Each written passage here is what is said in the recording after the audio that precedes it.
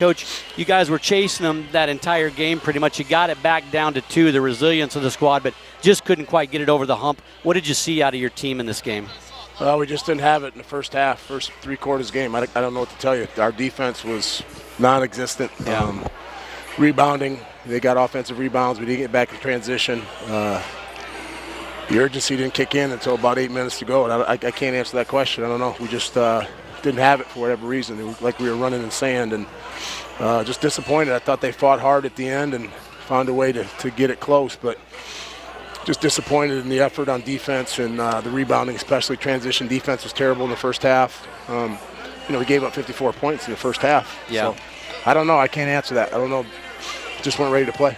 That close to the first half seemed to be the part that really, because you had dug in and you got it down to 5 with a minute and a half to go. And we kept on getting it close, and every time we got it close, they'd make a basket, or we'd make a foul, or they'd get a offensive rebound.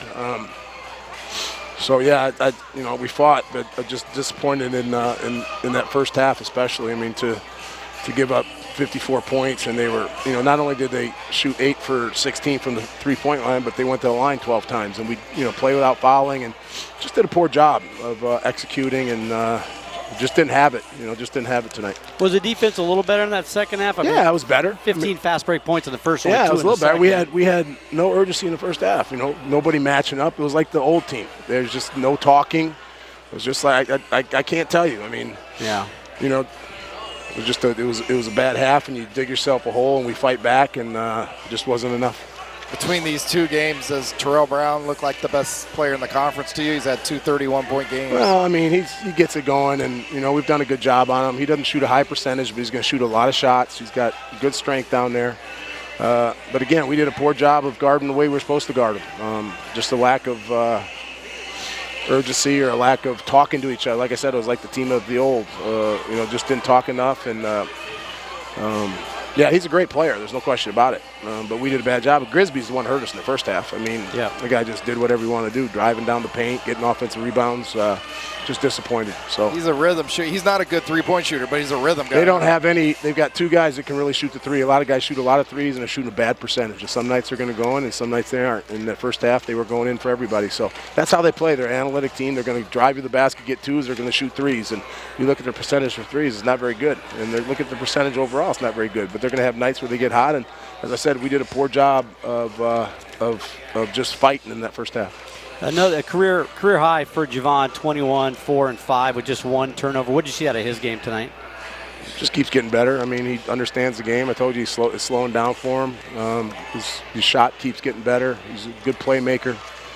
We just need other guys to step up. Doobie, he was non-existent tonight, and I told him he's a 5th year. I mean, he's got to do something. I mean, he was really bad. And then when Ollie stops playing that finesse game and starts having a little bit more power in his game, and then he's better.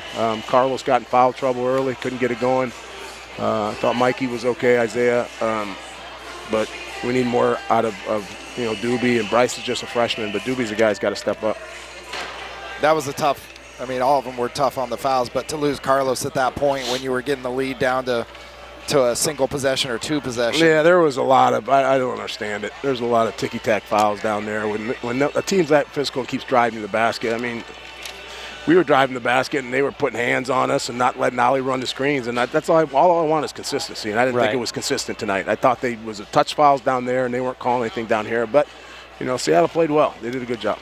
Coach, where do you go from here? Is this one you just go to Utah Valley? Yeah, we go to Utah Valley. Play at 2:00. So I don't know what you mean. That was a very literal response. Yeah, to that question. We're going to get on the plane tomorrow, and we're going to go to Utah Valley. And we got a 2:00 game. We got to find a win a game there. They beat us at home, but we're still right there. I mean, we got Utah Valley, and then we got 3 at home, so we can still go 11-5 in the conference. So you just got to learn. I told the guys, I said, I'm proud of the way you battled back, but you can't play like that for 3 quarters of a game and expect to win, especially on the road. And I was disappointed in that.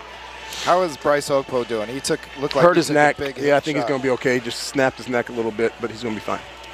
Yeah. It's tough when you lose Oakpo to injury. Carlos, he only played 22 minutes. You basically had to have 5 guys out there for long stretches. A lot of guys playing with 4 fouls, but again, it's just not being physical enough. It all started at the beginning when we didn't get rebounds and we're out of position and touch fouls and those kind of things, so we got to do better. Hey, Coach, thanks for your time. We'll see you in Utah. God willing. That's the head coach, Dan Majerle, with his thoughts after the game, and very little response to Where do you go from here?